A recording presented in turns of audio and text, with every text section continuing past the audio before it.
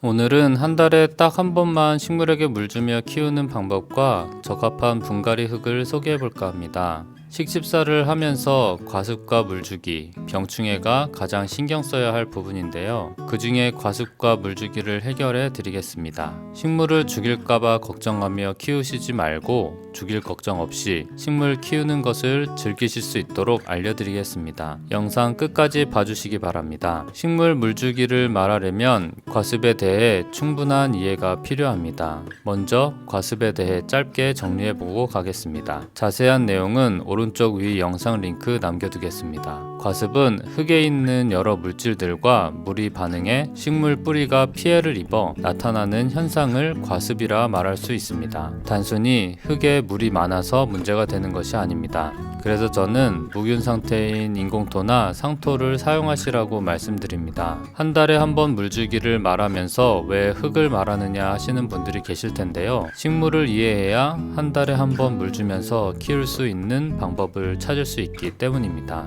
과습 방지를 위해 간혹 물을 적당히 적게 주시라고 하는 분들이 계시는데 그건 과습을 방지하는 방법이 아닙니다. 그리고 적게 자주 두는 것은 너무 번거롭고 힘이 듭니다. 저도 키우고 있는 화분이 몇 개 안 되는데 하나하나 확인하며 물을 주면 1시간은 걸리는 것 같습니다. 자주 물을 주는 것은 힘든 일입니다. 제가 농장에서 식물을 키울 때 물을 적게 줄 때가 있습니다. 적게 주는 이유는 과습을 방지하기 위해서가 아니라 식물의 뿌리가 빨리 내리게 하기 위해서입니다. 물이 적으면 물을 찾아 뿌리가 빨리 자라는 성질을 이용한 것입니다. 과습을 방지하기 위해 물을 적당히 준다고 해결되지 않고 가장 좋은 방법은 뿌리 피해가 생기지 않을 만한 새 흙으로 분갈이 하는 것입니다. 그리고 농장에서 삽목번식을 할 때 무비상토라는 것을 사용합니다. 무비는 비료가 없다는 뜻입니다. 상토는 비료가 들어있는 상토와 비료가 없는 무비상토가 있습니다. 삽목번식을 할 때 식물 절단면에 비료기가 들어가면 뿌리가 내리지 못하고 죽습니다. 또 질석이나 펄라이트로 삽목을 합니다. 질석과 펄라이트도 무균토라 따로 첨가물이 없는 상태입니다. 보습성도 좋고 삽목용으로 좋기 때문에 사용합니다. 식물 자라는 데는 딱히 비료가 필요 없습니다.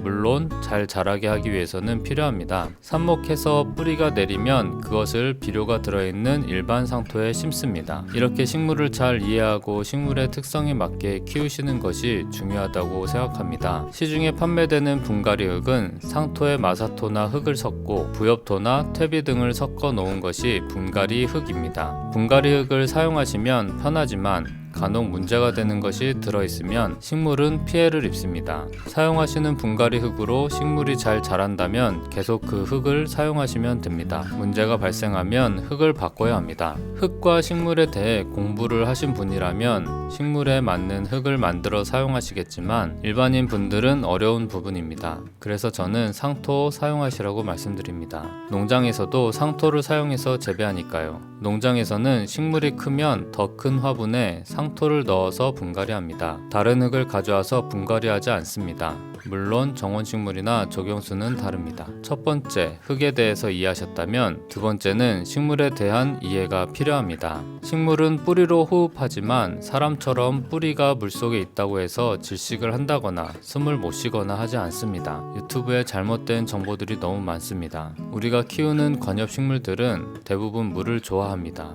이 말은 수경 재배가 가능하다는 것입니다. 여러분, 다육식물도 수경재배로 키우는 것 아시나요? 식물은 대부분 수경재배가 가능합니다. 뿌리가 물속에 들어있어도 죽지 않는다는 것입니다. 수경재배의 특징이 있다고 한다면 뿌리가 많이 자라지 않고 성장이 느려집니다. 이유는 뿌리는 물을 흡수하는 능력과 식물을 지지하는 능력이 주된 기능인데 물이 풍부하기 때문에 뿌리를 많이 내릴 필요가 없어지고 성장도 느려집니다. 그래서 수경재배는 양액재배라고 해서 물만 넣는 것이 아니라 물비료를 함께 넣어 빨리 키웁니다. 저는 이 두 특징이 실내에서 식물을 키우는 장점으로 생각합니다. 첫 번째 흙과 두 번째 식물의 특성인 수경재배가 가능한 것, 이 두 가지를 종합하여 생각한다면 한 달에 한 번 물 주면서 키우는 방법이 나옵니다. 제 영상에 계속 말씀드리는 저면 관수 재배가 그 방법입니다.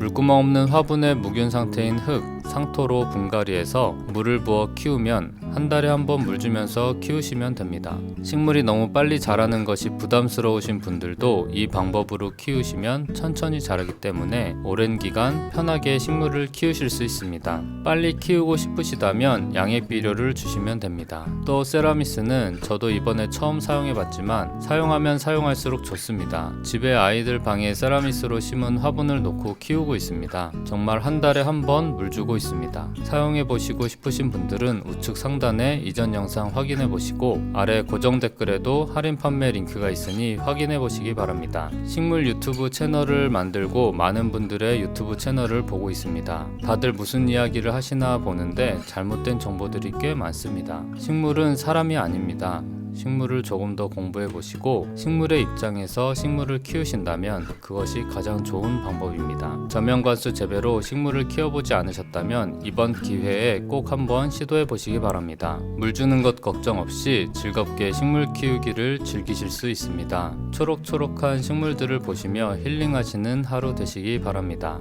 감사합니다.